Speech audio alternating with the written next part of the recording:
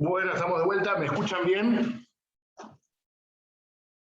Sí, profe. Sí. Perfecto. Entonces, bueno, vamos a darle el saque final a esto.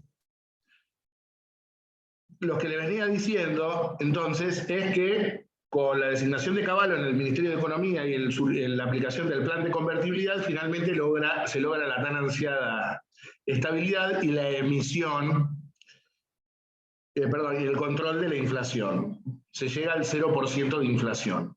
Reitero, se crea el signo monetario peso, que reemplaza el viejo austral. Un peso equivalía a 10.000 australes y a su vez ese peso equivalía a $1. Pero para que el Estado pudiera emitir ese peso, debía tener el respaldo necesario en dólares. Es decir, vos ibas a poder emitir lo que te dieran tus reservas. Con lo cual se achica por completo el sistema monetario. Pero a su vez, ¿esto qué pasa? Esto funcionaría, un segundito, funcionaría bien para los sectores formales de la economía, los que están bancarizados y los que están dentro del circuito. Esto destrozó por completo la economía informal. Sí, que me querían preguntar. No, antes de que salga el peso, ¿un dólar valía 10.000 australes? Claro. No se sabía cuánto. Fue una decisión estatal de establecerlo. En esto, el tipo de cambio lo fija soberanamente el Estado. El problema que acá es que para que se desde el derecho civil, ustedes tienen obligaciones dinerarias y obligaciones de dar cosa. La moneda de curso legal en la Argentina es el peso, con lo cual vos cómo cancelás dinerariamente una obligación con la entrega de pesos. Si vos pagás en dólares, no estás entregando dinero, aunque lo sea, sino que jurídicamente hablando estás entregando una cosa, es una entrega de cosa. El problema es que con la ley de convertibilidad lo que se permitió es que el dólar de facto fuera una moneda de curso legal en el país. Entonces las deudas se podían cancelar con pesos o con dólares indistintamente. Es decir, se dolarizó la economía.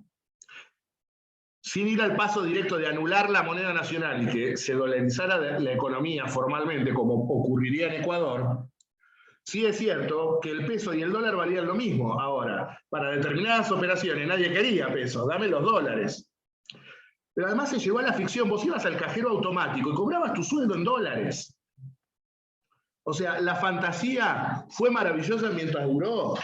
Porque el que tenía un empleo formal, con todos los derechos sociales garantizados, cobraba en forma regular, cobrabas en dólares, y sobre todo si cobrabas bien, pero la levantaste en pala y te diste la gran vida, te fuiste afuera 2 o 3 veces por año. El problema fue los efectos que generó hacia los sectores populares.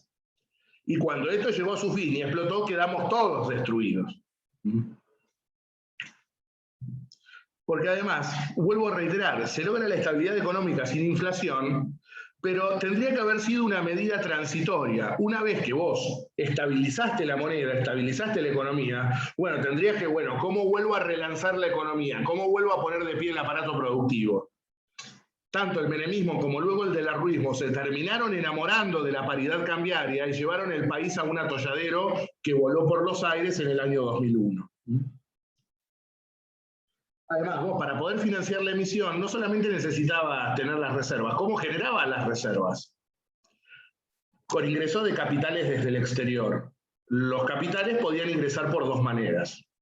Haciendo crecer el PBI, con producción, cosa que no se hizo, con inversión directa, el tema es para qué se usó la inversión. Lograste que entraran dólares con las privatizaciones. El problema es cuando todo lo que fue entrando te lo fuiste gastando. ¿Con qué emitías? No tenías con qué. No tenías con qué. Y el tema es también, bueno, ¿cómo financiaste la fantasía mientras tanto? Con deuda. Seguiste endeudándote. El problema es cuando dijeron, bueno, no te podemos prestar más, macho. Porque a su vez también, en un primer momento el menemismo fue el mejor alumno del FMI, pero hubo un momento que no cumplió con todas las exigencias que pedían los organismos multilaterales de crédito. Entonces el chorro se cortó y te dejó un país endeudado, descapitalizado, por primera vez en la historia la desocupación llegó a los 2 dígitos, llegamos casi al 20 y pico % en el año 2001 de desocupación, sin industria, el Estado arrasado verdaderamente. Pero bueno, con esto se inicia la fiesta menemista, porque donde se estabilizó la economía, Menem empezó a hacer la niña bonita en este sentido. Pues reitero, pero para algunos la pasaron bien, otros la pasaron muy mal durante el menemismo. En este sentido, porque la estabilidad fue aparente, porque la capacidad de emplear mano de obra se reducía, porque además vos abriste las importaciones, por lo tanto empiezan a cerrar fábricas. Reitero, se echa a los viejos empleados de las empresas estatales, se achica el aparato productivo, cierran fábricas, es decir, es una máquina de expulsar gente del sistema esto. Numerosos establecimientos industriales cerraron. Y fíjense los números. Cuando asume Alfonsín, estaba en 45.000 millones de dólares la deuda. Es decir, Alfonsín ni la achicó ni la agrandó. Hizo lo que pudo con la deuda. Con Menem pasamos de 45.000 millones a 145.000 millones cuando termina su presidencia. Y eso hay que agregarle después el megacanje y el blindaje financiero de la Rúa. Era inviable esto. Era inviable.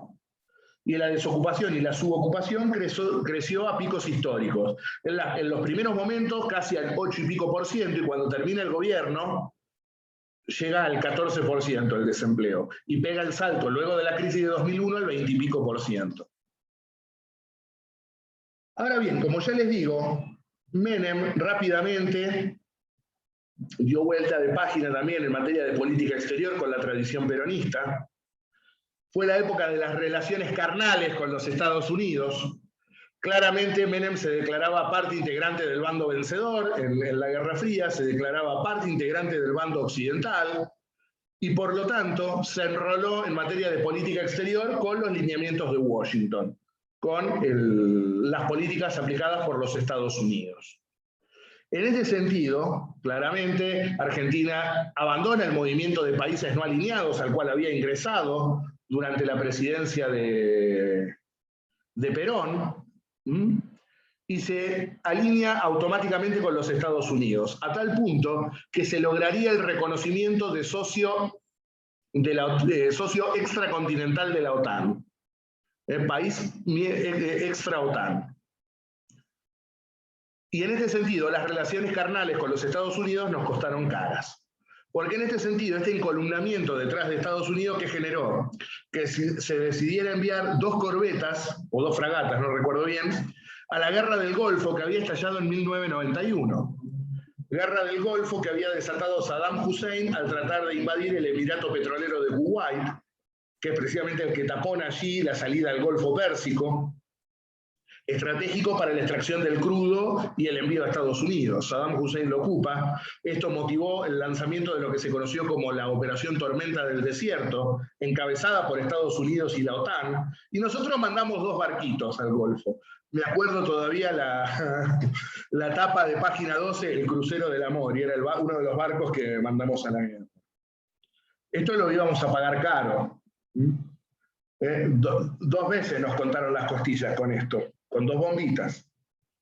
También en materia de política exterior, por primera vez se reanudan las relaciones diplomáticas con el Reino Unido, rotas como consecuencia de la Guerra de Malvinas. Se estableció la célebre cláusula del paraguas o del umbrella, porque dentro del paraguas discutimos todos menos la soberanía. Es decir, la soberanía no se discute, pero se restablecen las relaciones diplomáticas con el Reino Unido.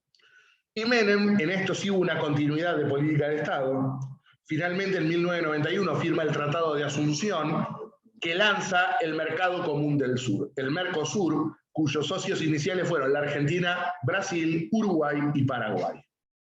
Luego se incorporarían como países asociados, no como miembros plenos, Chile y Bolivia, y sí, quien se incorporaría luego como socio pleno en la década de 2000 sería Venezuela.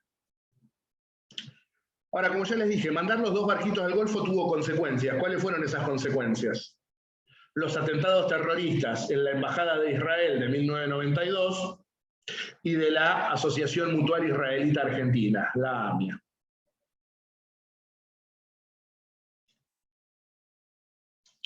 Porque además, piensen ustedes que Menem era de origen sirio-libanés, con fuertes lazos con el gobierno de Omar el-Assad en Siria, y después termina jugando a favor de Israel y de los Estados Unidos. Por eso también los dos atentados terroristas. En la cual se supone que intervino, sobre todo en el segundo, el de la embajada todavía no se sabe en qué estado está, lo tiene la Corte al procedimiento. Recuerden, competencia originaria de la Corte, causas que versen sobre cónsules, embajadores y ministros extranjeros. Está durmiendo el sueño de los justos en la Corte, la causa embajada. La causa AMIA ya hemos visto todos los vericuetos que tuvo, las figuritas televisivas que aparecieron y cómo se utiliza cada vez que la oposición necesita resurgir, reflotan al fiscal fallecido. Ahora bien, Menem también pretendió la pacificación nacional. Él creía que todo lo podía. Repatrió los restos de Juan Manuel de Rosas. Por otro lado también se abrazó con el almirante Rojas, el más fiel representante del antiperonismo, y en pos de la pacificación nacional firmó los célebres indultos. En octubre de 1989 y en diciembre de 1990 indultó a las juntas militares de la dictadura, es decir, los condenados por el juicio de las juntas, y también indultó a diestra y siniestra a todos los que estaban siendo procesados y juzgados hasta ese momento. Sin importar si era condenado, procesado, indultó a todo el mundo. En otro capítulo más de regresión en materia de política de derechos humanos. Por otro lado también, Menem había pactado con los carapintadas, había prometido recuperar Malvinas, y lo primero que hace cuando asume es desmantelar el programa misilístico Argentina, el Cóndor 1 y el Cóndor 2. Argentina estaba desarrollando su propio sistema de misiles, y a su vez también suprimió todo tipo de inversión en energía nuclear. Esto generó el último levantamiento carapintada, el 3 de diciembre de 1990, que a diferencia de Alfonsín, Menem tuvo poder de fuego. Menem reprimió duramente el último levantamiento, a tal punto que quería fusilar a todos los cabecillas. Fue por la intervención de su ministro del Interior, quien luego sería su ministro del Interior, Carlos Corech, que dijo: no estaría bien que un presidente constitucional y democráticamente elegido fusile. Ya está, que los condenen a prisión perpetua y que queden encerrados de por vida, pero no fusiles. Y le hizo caso Menem.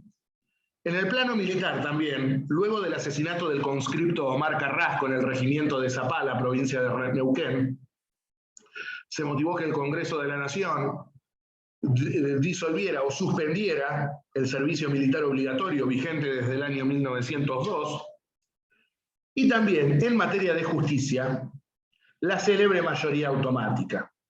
Se modifica la composición de la Corte Suprema de Justicia de la Nación, de 5 a 9 jueces. Allí en la foto les pongo fumando una mano al más fiel representante de esa corte vergonzosa, como es la figura de Julio Nazareno. Julio Nazareno, juez de la corte, cuyo único mérito para ser juez de la corte fue haber compartido estudio jurídico con el presidente en La Rioja, allá lejos y hace tiempo. Ese tipo fue el presidente de la corte. Después, la otra gran regresión que hubo en materia durante el gobierno de Menem fue la política educativa y la política sanitaria. ¿Por qué? En pos de la desregulación y de la desconcentración en materia económica, el Estado tenía que sacarse cosas de encima. Entonces, ¿qué hizo? Se sacó de encima la educación y se sacó de encima la salud, pasándosela a las provincias, pero sin pasarle los recursos. Es decir, depredó el sistema educativo y depredó el sistema sanitario con esto. ¿Dónde está? Se sanciona la Ley Federal de Educación, que extendió la obligatoriedad de la educación a 10 años y reorganizó el secundario con el sistema del polimodal, que claramente fracasaría, de la mano de Susana Decibe. También, reitero, traspasó el sistema de salud a las provincias, y en ninguno de los dos casos se traspasaron los fondos, con lo cual destruyeron los sistemas educativo y sanitario, porque se destruyeron los presupuestos provinciales también. Y la otra cosa que tenemos que marcar de la primera presidencia de Carlos fue la corrupción, marcado por numerosísimos casos de corrupción. Coimas por la instalación de la planta de Swift Armour en la Argentina, el Swiftgate como se lo conoció, en la cual participó la Embajada de Israel, los muchachos cobraron suculentas comisiones. El Yomagate también, en el cual estaba implicada Amira Yoma, cuñada del presidente, la cuñada del presidente, en la cual había toda una trama de lavado de dinero y desviación de fondos del narcotráfico hacia Uruguay y Europa. Momento en el cual el gobierno de Menem había designado como director de la aduana a un tipo que no hablaba castellano, Ibrahim al-Ibrahim. Era una joda esto. Era una joda. Y acá es donde la Argentina deja de ser país de tránsito para pasar a ser otra cosa. El célebre caso IBM Banco Nación, para cambiar todo el sistema informático del Banco Nación, también coimas de la filial estadounidense de IBM.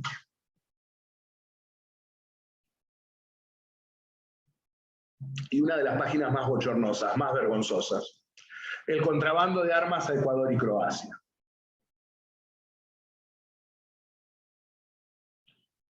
Que para encubrir esta venta ilegal de armas, hicieron volar, para encubrir el faltante, la fábrica militar de Río Tercero. Prácticamente borraron a un pueblo, hicieron volar a un pueblo para encubrir el faltante en los arsenales. Con un agravante. A Ecuador se le venden armas por una guerra con Perú. Primero, Perú nos apoyó en Malvinas y nosotros le vendemos armas a su rival. Y por otro lado, era garante de paz la Argentina, y le vende armas a uno de los beligerantes. Y lo mismo, claro, cuando estalla la guerra de los Balcanes con la disolución de Yugoslavia, la vieja Yugoslavia en 1991, la Unión Europea y la OTAN aplican un embargo de armas a las naciones de la vieja Yugoslavia. No tenían dónde comprar armas. ¿Quién se las vendió? Nosotros. Es decir, violamos un embargo internacional de armas. ¿Se dan cuenta de lo que hicimos, no? Y reitero, para encubrir el faltante de armas de los arsenales, se voló la fábrica militar de Río Tercero y prácticamente, ya que estaban, volaron todo el pueblo. Terrible, una cosa terrible. Sin perjuicio de ello, ustedes ya comenzaron a ver con Carlos que en el año 94 se reforma la Constitución Nacional y esto habilita la posibilidad de la reelección presidencial. Y precisamente el voto cuota, el voto por el mantenimiento de la convertibilidad y del modelo económico, generó la reelección de Carlos Saúl. Ya sin colegio electoral, por primera vez elección directa, con la vigencia de la nueva reforma constitucional. En este sentido, Menem sería acompañado en la fórmula por Carlos Rucauf, ex ministro de Trabajo de Isabel Perón, allá en el año 70 y pico. El radicalismo estaba en una crisis profunda luego de lo que había sido la salida anticipada del gobierno durante el alfonsinismo y saldando heridas internas producto de la política referida al Pacto de Olivos. Presentó como candidato al gobernador como candidato a presidente al gobernador de la provincia de Río Negro, Horacio Masachesi, y al constitucionalista cordobés Antonio María Hernández, mientras que surgía una tercera fuerza que ocuparía el segundo lugar en las elecciones. La alianza entre el Frente Grande y el Frente País, que dio origen al FREPASO, Frente País Solidario. El Frente Grande estaba integrado por muchos peronistas que habían abandonado el gobierno de Menem, descontentos con el rumbo económico adoptado. El Frente País había sido creado por el ex gobernador de la provincia de Mendoza, Octavio Pilo Bordón, y estos dos confluyeron en esta alianza, en la creación del FREPASO, donde también había dirigentes de la democracia cristiana, dirigentes de movimientos de los derechos humanos, como Carlos Aullero, Graciela Fernández Meijide, Diana Conti, y algunos más, Nilda Garré, y algunos más que Carlos Chacho Álvarez, obviamente, Pino Solanas, todos aquellos descontentos con la política económica menemista. Se conformó la fórmula José Octavio Bordón y Carlos Chacho Álvarez, y en el mes de mayo se llevan a cabo las presidenciales del 95 y la fórmula Menem-Rucauf arañó el 50% de los votos. se impone con casi el 50% de los votos, con lo cual no fue necesaria la segunda vuelta. El FREPASO obtiene el segundo lugar, con casi el 30% de los votos, relegando a un histórico y paupérrimo tercer lugar por primera vez al radicalismo. Por lo tanto, se iniciaba la segunda presidencia de Menem, que mantuvo el rumbo económico de la primera. Acá, la política económica sufrió dos grandes cibronazos. La de 1994 con la crisis del tequila en México, el efecto tequila, y la crisis de los países del sudeste asiático en el año 97. Lo que mostró que la economía argentina era muy permeable a las crisis de países externos, dada que la economía argentina era terriblemente dependiente del exterior. ¿Con qué medidas se adoptaron? En primer lugar, el gobierno puso límite a la seguridad social, privatizó el sistema de jubilaciones y pensiones con la creación de las AFJP, es decir, desfinanció el Estado al sacarse de encima el sistema de reparto previsional, prácticamente liquidó al ANSES, y a su vez también limitó asignaciones familiares y gastos del sistema social de los jubilados. Por otro lado, también aumentó el IVA del 18 al 21%, mientras que por otro lado se analizaba sacar otro tipo de impuestos. Sin embargo, a partir de este momento, el déficit sería incontrolable.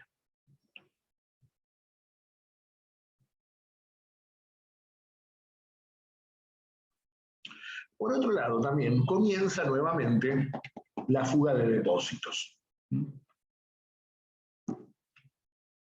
Como ya les digo, también hubo un coletazo de la crisis del rublo en Rusia del año 98. Es decir, en este sentido el gobierno sufrió tres crisis económicas externas que golpearon fuertemente la economía argentina. Esto motivó que muchos inversores se retiraran del país, como de costumbre, dejando el tendal. Y con esto se terminó también el proceso de privatizaciones. Se privatiza el Correo Argentino, que hoy lo tenemos en litigio, se lo quedó el grupo Macri. Se privatizan los aeropuertos y se termina de privatizar YPF. Es decir, vendimos todo. Se vendieron las joyas de la abuela, tal como las había denominado Alfonsín. Ahora bien, también peleado con el presidente, es destituido Domingo Cavallo como ministro de Economía y es reemplazado por Roque Fernández, quien había sido presidente del Banco Central. Sin embargo, con Roque se mantuvieron los grandes lineamientos de política económica. Ahora, la gran crisis se dio entre el 98 y el 99 porque Brasil decidió devaluar y siendo uno de los principales socios comerciales de la Argentina, esto motivó una relación asimétrica en materia de comercio. Creo que el 99 tendría que haber sido el año para salir de la convertibilidad. Si hubiésemos jugado en bloque con Brasil, podríamos haber salido de una manera más escalonada y ordenada y no de la forma salvaje y abrupta con la que se salió luego de la crisis de 2001. ¿Cuáles eran los problemas que agobiaban a la economía argentina? La deuda, cuando no. Desde el 98 habíamos entrado en recesión nuevamente y nunca más nos recuperamos hasta el año 2003. Y por otro lado también se estaba agotando el crédito externo. Ya no teníamos cómo financiar la fantasía de la convertibilidad. Para que se den una idea, al 31 de diciembre del 95, la deuda había aumentado a 87.000 millones de dólares y al momento de irse Cavallo del Ministerio de Economía, la deuda era de casi 90.400 millones de dólares. Y aumentaría homéricamente en los años de gestión que quedaban. Y los efectos devastadores de esta política económica marcó el surgimiento de algo que hoy es aborrecido, como es el movimiento piquetero. Surge como consecuencia de las puebladas en Cutralcó y Plaza Huíncul, ciudades de la provincia de Neuquén, como consecuencia de prácticamente el ostracismo económico al que pasaron esos pueblos, como consecuencia de la privatización de YPF, de gas del Estado. Eran pueblos que habían crecido a la vera de estas grandes empresas y que prácticamente se encontraban en la cúspide de la desocupación. Esto marcó el inicio de los movimientos de desocupados y de piqueteros para luchar contra las políticas económicas liberales. La primera pueblada se dio entre el 20 de junio y el 27 de junio de 1996, que se desencadenó como consecuencia de la decisión del gobernador de Neuquén de rechazar la instalación de una fábrica de fertilizantes en Cutralcó. Privatizate YPF, privatizate gas del Estado y encima no dejás que se instalen empresas. Esto finalizó con una manifestación y la segunda se produce en abril de 1997 en el marco de las protestas de ATE, el gremio de docentes neuquinos, que fue salvajemente reprimido, en la represión en la cual fallece la militante Teresa Rodríguez, que le da nombre hoy a uno de los movimientos sociales.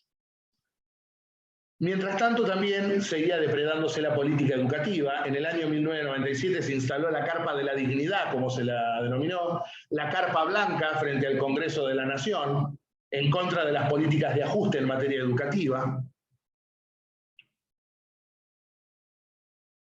También, algo que nos concierne a nosotros, se dicta la Ley de Educación Superior, la que regula el funcionamiento de las universidades y de la autonomía universitaria, y se crea precisamente la Comisión Nacional de Evaluación y Acreditación Universitaria, la CONEAU, que es la que tiene que acreditar todas las carreras universitarias. Si a vos no te acredita, si la CONEAU no te aprueba tu plan de estudio, tu título no sirve.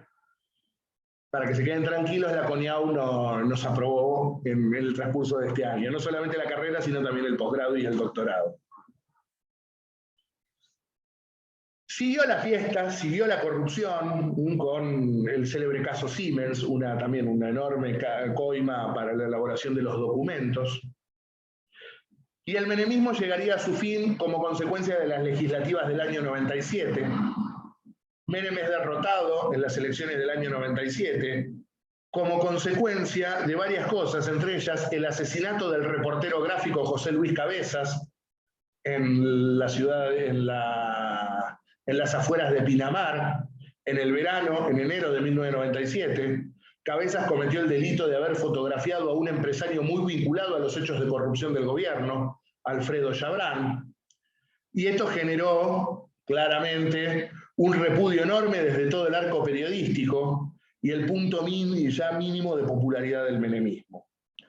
Ahora, para lograr derrotar al menemismo en las elecciones legislativas, fue necesaria la creación de una coalición entre la UCR y el FREPASO, surgiendo lo que se conoció como la Alianza para el Trabajo, la Justicia y la Educación.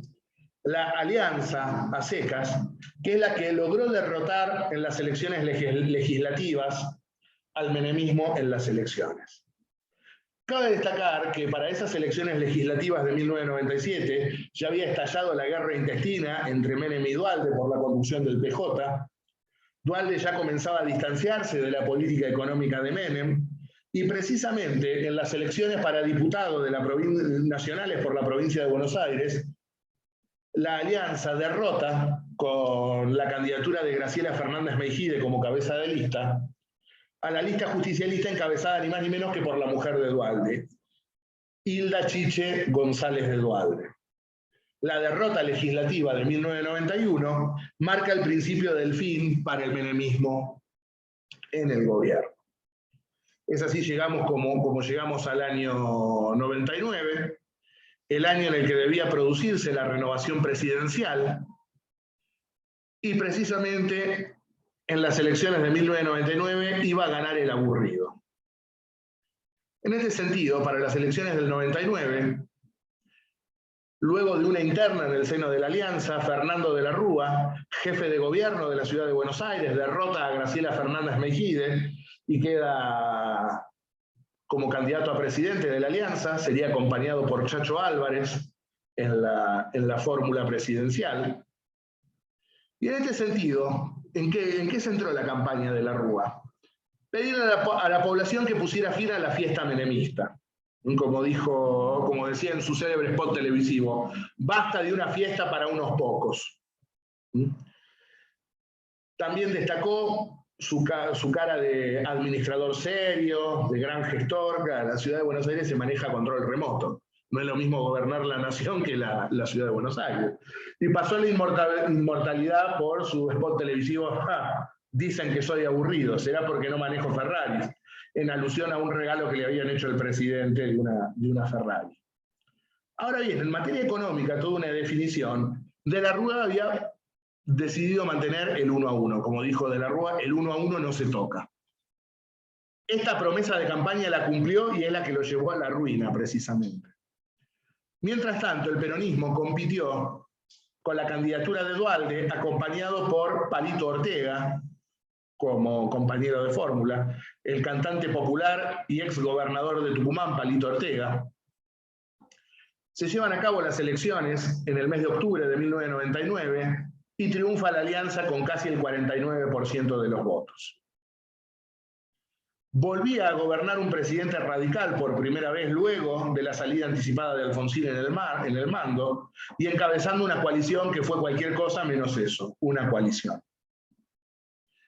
El 10 de diciembre de 1999, De la Rúa asume la presidencia.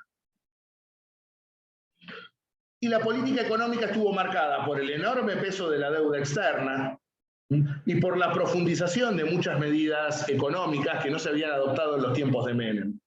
Una de ellas fue la ley de flexibilización laboral, que terminó desencadenando un verdadero escándalo, dado que muchos senadores del PJ cobraron sobornos para aprobar en favor del gobierno la ley. La ley Banelco, como se la denominó en aquel momento. Obviamente se lanzó un enorme paquete de ajuste fiscal, se rebajaron un 13% los salarios y las jubilaciones, que agudizó más el cuadro recesivo. A fines de diciembre de 2000 se aprueba un paquete de auxilio al gobierno de casi 40.000 millones de dólares que aportaron el FMI, el Banco Mundial, el Gobierno de España y grupos de bancos privados. Es lo que se conoció como el blindaje financiero, que lejos de blindar a la economía argentina, financió la fuga de divisas. Pero a su vez también, para recibir ese blindaje, la Argentina se había comprometido a adoptar numerosas medidas de corte neoliberal, a profundizar el modelo neoliberal, la reforma del sistema previsional, elevar a 65 años la edad jubilatoria.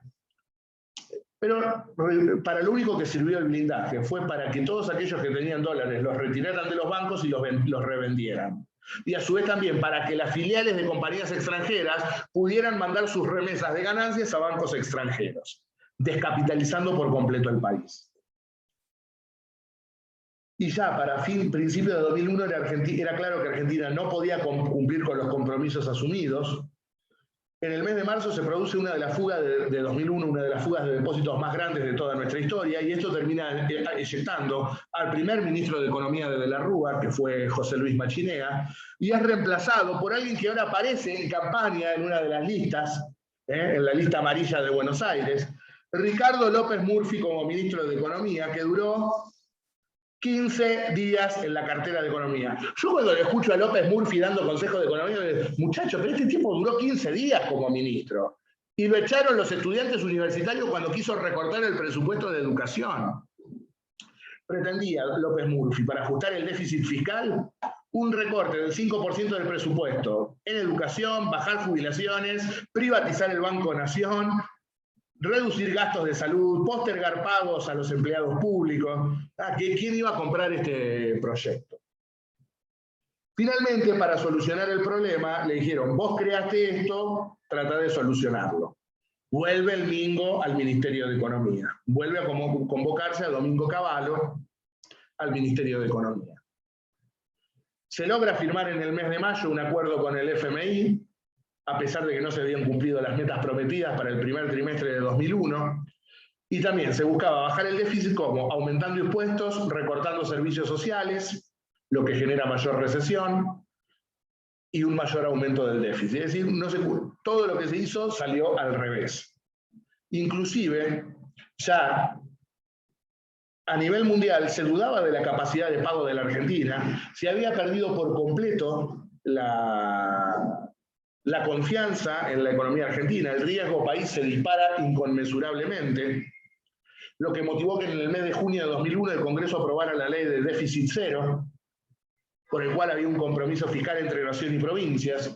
Hubo una sola provincia que no adhirió a este régimen, la provincia de Santa Cruz, gobernada por Néstor Kirchner en aquel momento, que no quiso ajustar más de lo que se estaba ajustando. Mientras tanto, también hubo tiempo para perpetrar uno de los fraudes más grandes al Estado argentino, como fue el célebre megacanje, un mecanismo mediante el cual la Argentina cambió los títulos que ya tenían con tasas de interés del 5% con otros de una mejor financiación a largo plazo. Unos vivos se llenaron de plata con eso. Entre ellos, ¿quiénes estaban? Todo el equipo económico que luego acompañó a Mauricio Macri en la presidencia. Sturzenegger, Prat Gay, Redrado, toda la banda de siempre. Ahora, los nuevos títulos tenían un interés del 18%, pero ¿quién se animaba a cobrar esto? Estos bonos fueron luego vendidos a los tenedores de bonos extranjeros. Y el gobierno ya estaba herido de muerte desde el mes de octubre del año 2000, cuando renuncia el vicepresidente Carlos Chacho Álvarez. Chacho Álvarez renuncia como consecuencia de la ley de flexibilización laboral. Cuando estalla el escándalo de las coimas en el Senado, Álvarez, como presidente del Senado, pretendía investigar y pide la renuncia del ministro de Trabajo, Alberto Flammarique, que venía del frepaso de su propia fuerza política. Y de la Rúa no investigó nada y encima premia a Flammarique designándolo secretario general de la presidencia. Sintiéndose completamente desautorizado, Chacho Álvarez renuncia en octubre de 2000 y con esto la alianza queda por completo herida de muerte.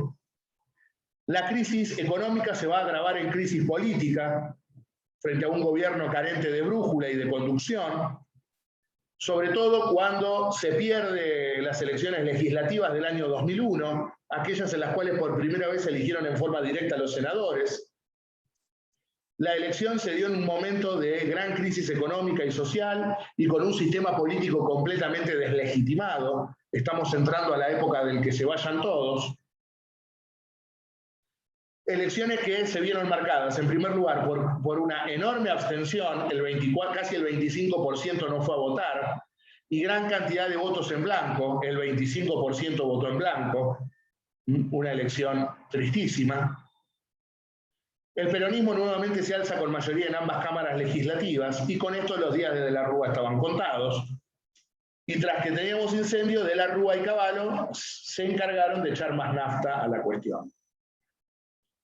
En el mes de noviembre, la directora del FMI, Ann Kruger, anunció que la Argentina no iba a recibir más plata. Esto genera un pánico enorme. Y el gobierno, frente a la imposibilidad de tener dinero, ¿qué es lo que hace? Restringe el circulante y prohíbe el retiro de los depósitos bancarios, es decir, el célebre corralito financiero. Solamente se podían retirar por cajero automático 250 pesos por semana. Y esto con suerte para aquellos que estaban en el sistema. Los que estaban fuera del sistema quedaron completamente afuera. Destruyó lo poco que quedaba de economía informal. Esto es tomado negativamente por la clase media y a su vez comienzan a evidenciarse estallidos populares, como consecuencia ollas populares, saqueos a supermercados. La CGT se manifiesta completamente en contra del presidente. En un minuto se corta, entramos 5 minutitos de nuevo para terminar, ya no nos queda nada. En efecto, la CGT el 13 de diciembre, tanto la oficial como la disidente, porque se había partido, una conducida por Moyano y otra por Daer, y la CTA convocan una huelga general contra la política económica para el 13 de diciembre, comienzan a producirse, reitero, estallidos populares, y el 19 y 20 de diciembre es la crisis final. Hay saqueos en los supermercados y en los comercios, principalmente del Gran Buenos Aires y de varias ciudades importantes, Córdoba, Rosario, Mendoza. De la Rúa no tiene mejor idea que decretar el estado de sitio, y el estado de sitio catapultó a la gente a la calle. Por primera vez, alianza entre sectores populares y clase media, como se cantaba en la época, piquetes, cacerolas, la lucha es una sola. Después la clase media, cuando se recuperó, se olvidó